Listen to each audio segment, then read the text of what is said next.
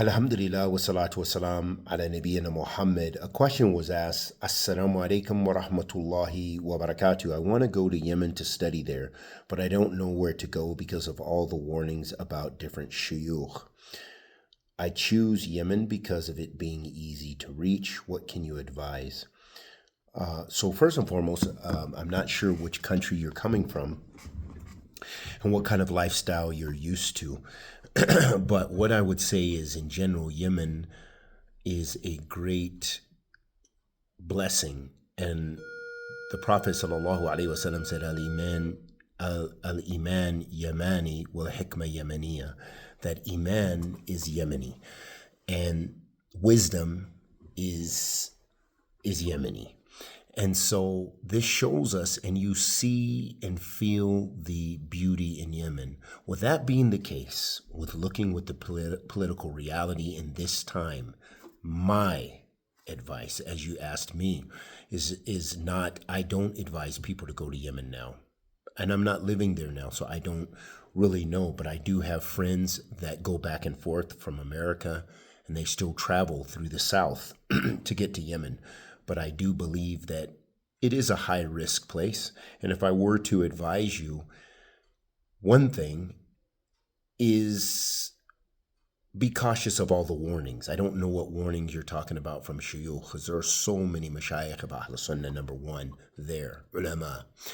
Secondly, there are so many talabat al-ilm from Ahl Sunnah there. Yemen has a strong Salafi dawah that has been rooted and really taken off with the guidance of Imam Muqbil bin Hadi al-Wadi'i, Allah yarahmahu, and he produced thousands of students.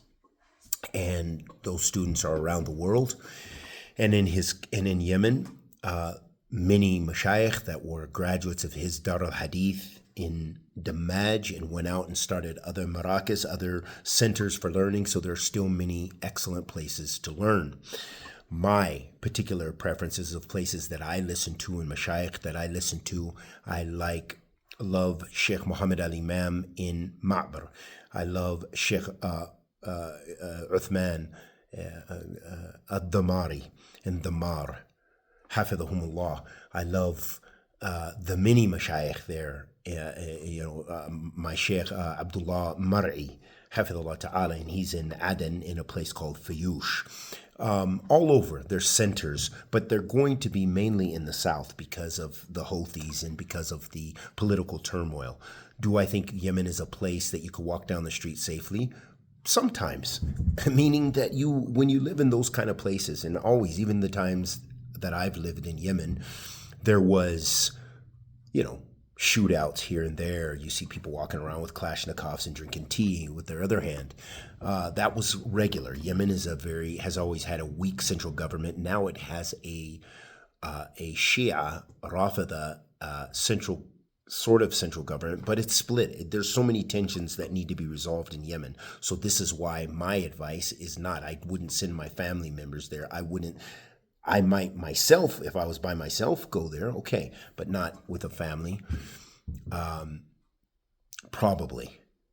And there are, as I said, Ahl Sunnah is strong there and has been for decades, walillah alhamd, and the dawah is still going, even with all the turmoil and conflict and different bombing from coalitions and from America, and with the Iranian support of the Houthis and the Al-Qaeda and ISIS and all these groups that cause turmoil. Ahl Sunnah is still strong and still teaching and still doing good.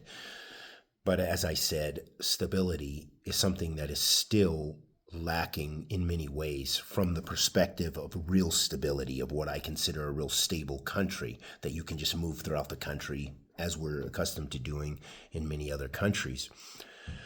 So those are things to consider, and we ask Allah subhanahu wa ta'ala the Almighty to accept our good and forgive our evil, protect us from kulli su'in makruh, wa sallallahu wa sallam ala nabiyyina Muhammad.